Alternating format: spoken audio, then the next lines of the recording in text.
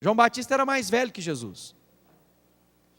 E João Batista dizendo assim: esse é o homem que eu estou aqui dizendo, nesse tempo todo do meu ministério, que ele viria. E ele é especial, porque ele é antes de mim. Sabe o que ele está dizendo?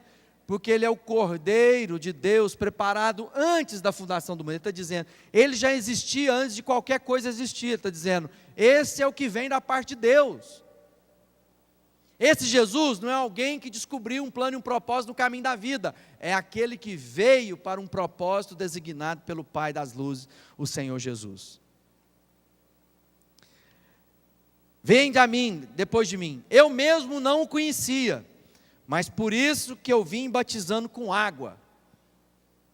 Tem muita gente aí pensando que batismo é apenas para me arrepender, o batismo de João Batista. Não, esse batismo era repetido todo ano, a pessoa tinha de voltar.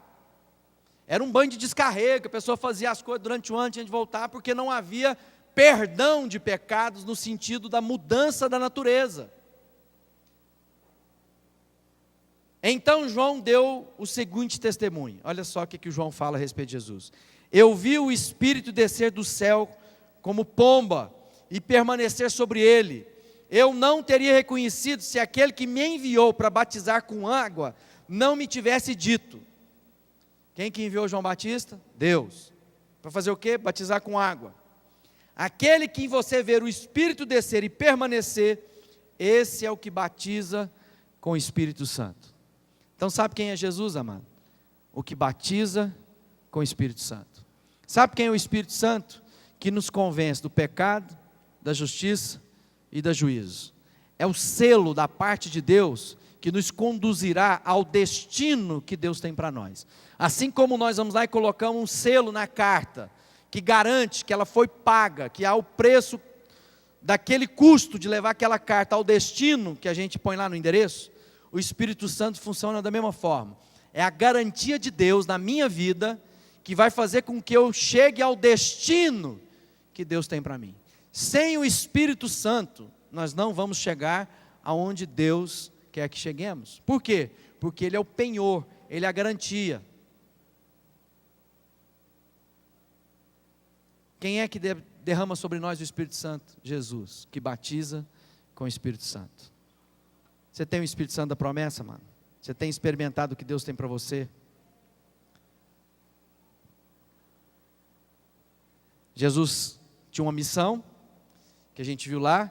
Então Ele começou a ensinar, verso 31, que era necessário que o Filho do Homem sofresse muitas coisas, fosse rejeitado pelos líderes religiosos, pelos chefes dos sacerdotes, pelos mestres da lei, fosse morto 3 dias depois ressuscitasse, falou claramente a esse respeito. Então Pedro, chamando uma parte, começou a repreendê-lo. Jesus, porém, voltou-se, olhou para seus discípulos, repreendeu Pedro, dizendo, para trás de mim, Satanás, você não pensa nas coisas de Deus, mas nas coisas dos homens. Por que que Pedro se levanta para falar que Jesus não devia falar o que ele estava falando? Porque Jesus começa a falar de sacrifício, Jesus começa a falar de entrega, Jesus começa a falar de renúncia, Jesus fala de uma vida agora derramada em favor do outro, em favor do próximo, fala a respeito de dar a vida. Nós, na nossa vida natural de homens, nós não queremos dar a vida para ninguém, nós queremos apenas desfrutar da vida que nós temos, mesmo que isso signifique sugar da vida de alguém. Mas Jesus estava dizendo, olha, eu vim para que os outros tivessem vida.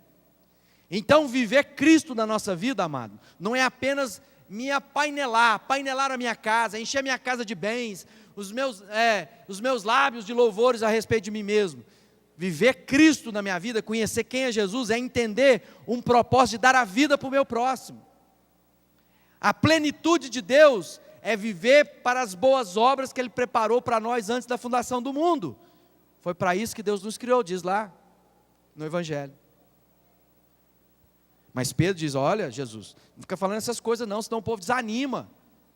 Você fica falando que tem que mudar de vida, Jesus, você está falando que tem que entregar, que você vai morrer, o povo vai parar. Não, vamos continuar multiplicando pães, vamos falar que lá na igreja sua vida vai mudar, você nunca mais vai ter problema. Mentira. Quem está dizendo que o Evangelho vai produzir uma vida sem dores, sem angústia, sem tristeza, é mentiroso. Porque Jesus diz para nós, olha, no mundo tereis aflições. Essa vida, na nossa humanidade, está no pacote dores. A gente sente dores pelos filhos, a gente sente dores pelos amigos, pela condição humana. Mas ele diz, mas tem bom ânimo, porque eu venci todas elas. Tem de bom ânimo que você vai passar, mas você não vai ficar no vale da sombra da morte. Você vai viver a vida que tem em você. Ninguém, aí Jesus diz em João capítulo 3, ele respondeu Jesus, digo-lhe a verdade, ninguém pode ver o reino de Deus se não nascer de novo. Amado, experimentar Deus sem nascer de novo é impossível. E para mim nascer de novo, eu tenho que me entregar a Deus plenamente. Não tem essa coisa de ser mais ou menos crente. Não tem jeito de eu pensar que eu vir aqui de tempos em tempos e falar que eu sou de Deus e continuar na minha vida focado em mim mesmo, como uma ilha, preocupado apenas comigo, com os benefícios que eu posso alcançar nessa vida, do tanto de dinheiro que eu gosto de ajuntar, e falar que eu sou de Deus é mentira. Eu posso ter simpatia pelas coisas de Deus. Então, amados, se nós não tivermos uma vida que representa nascer de novo, e nascer de novo significa que agora já não sou eu quem vivo, mas é Cristo quem vive, isso significa agora que a minha vida tem outro valor, tem outra prioridade. Sabe o que a minha vida se torna? Cristocêntrica. Não tem jeito de eu ter Jesus como um parceiro na minha vida. Não tem jeito de eu ter Jesus apenas num altar fixo, preso lá na minha casa. Não adianta eu construir uma capela e colocar Jesus preso no final do quintal da minha casa ou da minha propriedade, imaginando que isso significa que eu estou com Deus. Não, significa agora que Jesus passa a ser o centro do meu viver. De tudo, do que eu faço, do que eu sou capaz de alcançar, de conquistar, dos objetivos que eu tenho na vida, tudo agora passa antes por Jesus. Se o homem não nascer de novo, ele não verá a Deus. E aí fala de uma coisa interessante. Mas eu sou. Então faz outra avaliação. Verso 6 do capítulo 3 da primeira carta de João. Não mais agora no Evangelho, na carta. Todo aquele que nele permanece não está no pecado. Todo aquele que está no pecado não o viu, nem o conheceu. Aquele que vive na prática do pecado não conheceu a Deus. Amado, uma vez que a minha vida tem uma vida entregue totalmente a Cristo, há uma inimizade entre esse homem, essa mulher, com o pecado. Se você não entendeu isso ainda para sua vida, diz que você ainda não conheceu a Deus. Então, se eu continuo uma coisa é a falha, o acidente que acontece na vida de todos nós. O próprio João diz que aquele que diz não ter pecado, já peca por presunção e de arrogância, porque todos nós em algum momento vamos falhar. Mas aquele que vive na prática do pecado, aquele que tem um caminho de pecado na sua vida, a Bíblia está dizendo que não conhece a Deus. Como é que anda a sua vida, mano? Frequentar culto não vai resolver a sua história. Trazer seu dízimo e sua oferta aqui não vai resolver a sua história. Participar de vigílias não vai resolver a sua história. Se você não tiver nascido de novo, se você não tiver lutando até o sangue contra o pecado que quer te dominar, se você não se desvencilhar das coisas do antigo, da antiga natureza humana que estava sobre você, você não vai fazer o que Deus tem para a sua vida. E no mesmo capítulo, verso 16 e 17 diz, olha só, então vamos ver se nós conhecemos a Deus. Nisso conhecemos o que é o amor. Jesus Cristo deu a sua vida por nós, e devemos dar a nossa vida por nossos irmãos. Então, primeira coisa, como é que eu conheço o amor? Em que eu entendi que Jesus deu a vida por mim. E como é que agora eu encarno esse amor?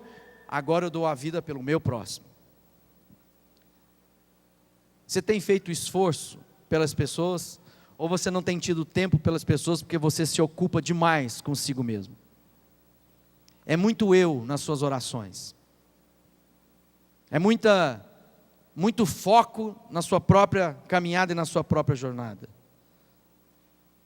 E Jesus no João 8,31 diz assim, diz Jesus aos judeus que tinham crido nele, se vocês permanecerem firmes na minha palavra, verdadeiramente serão meus discípulos.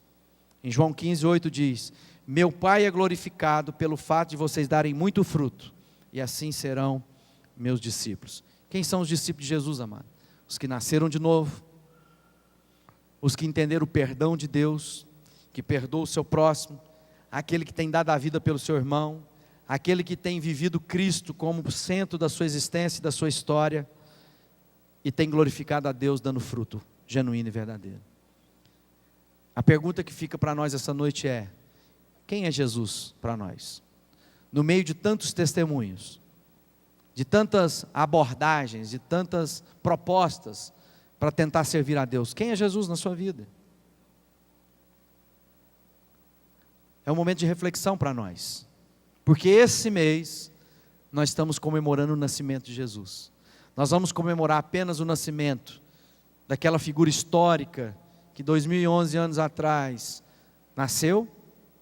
Ou nós estamos celebrando o nascimento do Salvador, que trouxe grande notícia, uma notícia que é boa demais para a minha vida e para toda a humanidade?